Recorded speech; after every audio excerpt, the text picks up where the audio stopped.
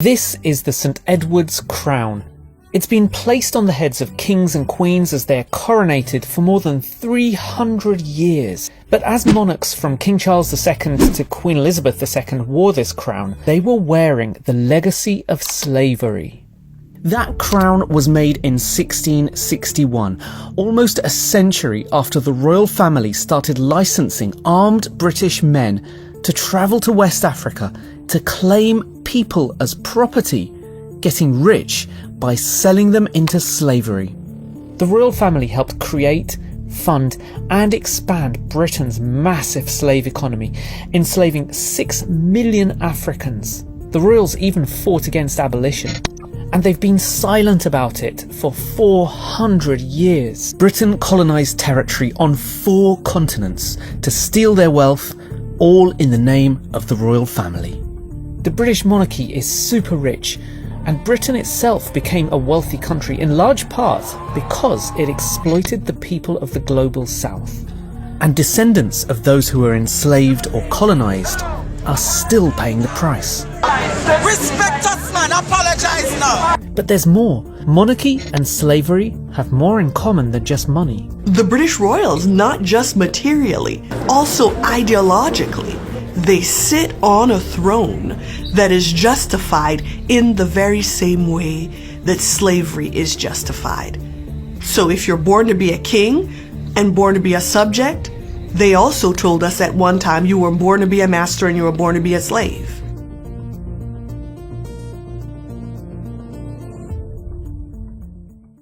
The British royal family and the UK itself are built on slavery and colonial theft. And they've spent centuries trying to hide that history. But it's hidden in plain sight. You just have to know where to look. This monarch will not exist, cannot exist, without what is done in the monarch's name, without the plunder from the wars that are waged for the monarch and for the throne. The monarch cannot exist in wealth, cannot wear the diamonds dripping literally in blood money, cannot ride in golden carriages. All of that cannot exist without what is done, the daily dirty work that's done to prop up the monarchs.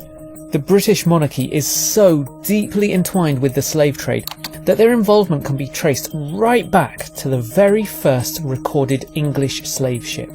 In the 16th century, a man named John Hawkins sailed to Sierra Leone, violently captured 300 Africans, forced them onto his ship, and then sailed to Spanish plantations in the Americas to sell these human beings. His voyage was so successful that his patron, Queen Elizabeth I, not only paid for more of his slave missions, but gave him ships and weapons. Why weapons? Well, it's estimated that for every person that armed British men enslaved on that trip to Sierra Leone, Hawkins' militia would have killed 3 more. But selling Africans into slavery on Spanish plantations wasn't enough for the slave traders and their royal patrons. They realised they could make a lot more money if only they could own their own plantations. So in 1607, 104 English men and boys arrived in a land that they named after the Virgin Queen, Queen Elizabeth I. They called it Virginia, and they named one of their first settlements Jamestown, after King James I. Then they set about violently displacing the indigenous people living on that land to create plantations that they would farm with enslaved Africans. And that was just the beginning of Britain's colonial expansion across the globe. You know that crown from the coronation, the centrepiece of today's monarchy? Well, in 1660, 1 year before the crown was made, the future King James II founded the Royal African Company, which kidnapped and enslaved at least 187,000 Africans between 1672 and 1731. Britain's slavery economy worked like this. British ships sailed from London, Liverpool and other ports to West Africa carrying cloth, guns, copper and glass. They traded those for enslaved Africans and transported them across the Atlantic.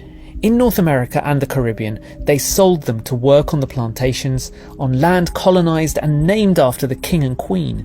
and in return the slave traders received the produce from the plantations: sugar, rum, tobacco, coffee, which they brought back to England. This was known as the triangular trade, and at each stage there was theft. The theft of land to create the plantations, the theft of human life from Africa, and the theft of goods from the Caribbean and Britain's North American colonies. That theft funded Britain's Industrial Revolution and made it one of the richest countries on earth. The slave trade and the expansion of African slavery in the Americas allowed for the creation of these plantation economies that gave birth to modern capitalism, that gave birth to slave trading companies, to the insurance industry, to port cities like Bristol and Liverpool becoming really significant on a global scale and employing thousands of people. But slavery was just the first part of the story of how the royals exploited the people of the global south. So they are not only benefiting in really basic terms in the sense that they are, investing their personal wealth in slave trading companies like the Royal African Company, but in many ways that is minor compared to the fact that they are investing in a trade that is helping them expand the reach of the British Empire. Yes, the royals and other elites were using their profits from slavery to build an empire. From the late 1700s, they invested it in colonial adventures, sending private armies around the world to take control of resource-rich lands and the people who lived in them. The exploitation was now on a global scale, but the modern-day royals still wouldn't acknowledge it. Until something was discovered in April 2023. Take a look at this document. This is the first time we've seen proof that the royals profited from slavery. It shows a transaction between a notorious British slave trader and the royal family in 1689. After the Guardian presented that evidence to the royal family, Britain's King Charles III finally agreed to support research into his family's links with slavery.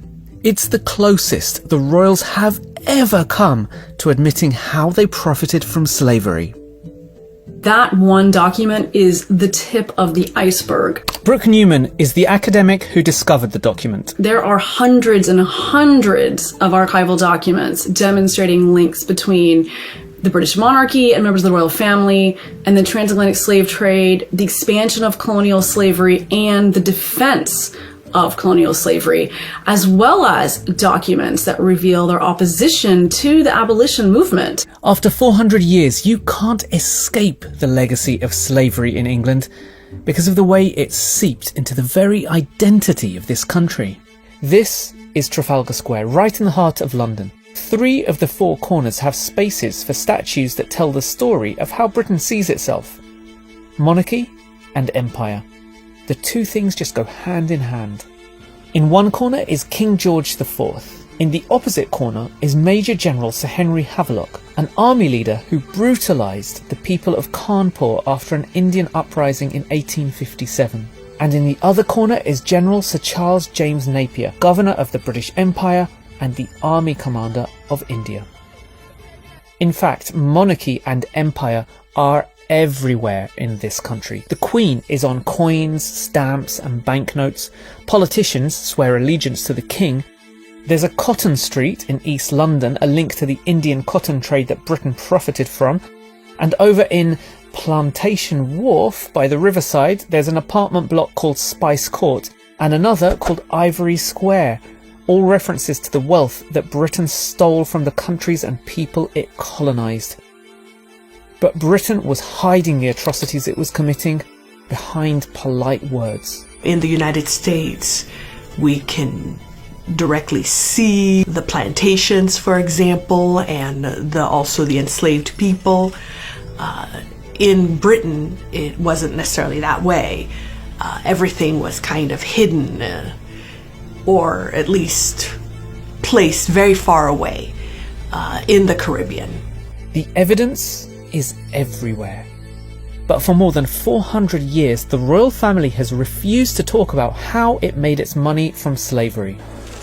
And that's just part of the reason why many Brits don't realise how much of their privilege is rooted in slavery. Many children growing up in the land that colonised so much of the world are never taught about Britain's brutal past because there are no mandatory classes in British schools on slavery or colonisation.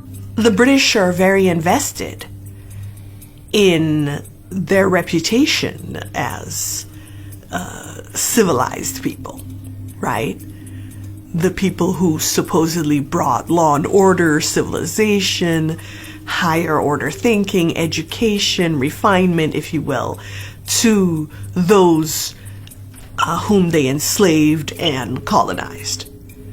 So there's also the reputation that the British are very highly invested in, the reputation that came with the fact that they were the ones that spearheaded the abolition of slavery. In fact, Professor Anya believes that Britain's motives for abolition were far from altruistic. The British abolished slavery when slavery no longer worked for them. Britain's brutal history has been masked through generations of deception. But something is changing. In 2021, more than 250,000 people signed a petition demanding mandatory lessons in schools on colonialism and slavery. The government said that doing that would risk lowering standards in schools. But there's still a denialism around the British Empire. It's seen as the country's golden age. Twice as many Brits are proud of the British Empire than ashamed of it. But the story is very different in countries that were colonised by Britain. Descendants of formerly colonised and enslaved people know their history, and many are demanding reparations. And maybe that is the real reason for Britain's 400 years of silence. Finding those receipts means there'll be a massive bill to pay. What could happen if the British government or the king acknowledges that, this history was real? If they issue a formal apology, if there are conversations about reparations, the question then becomes, who is on the hook to pay?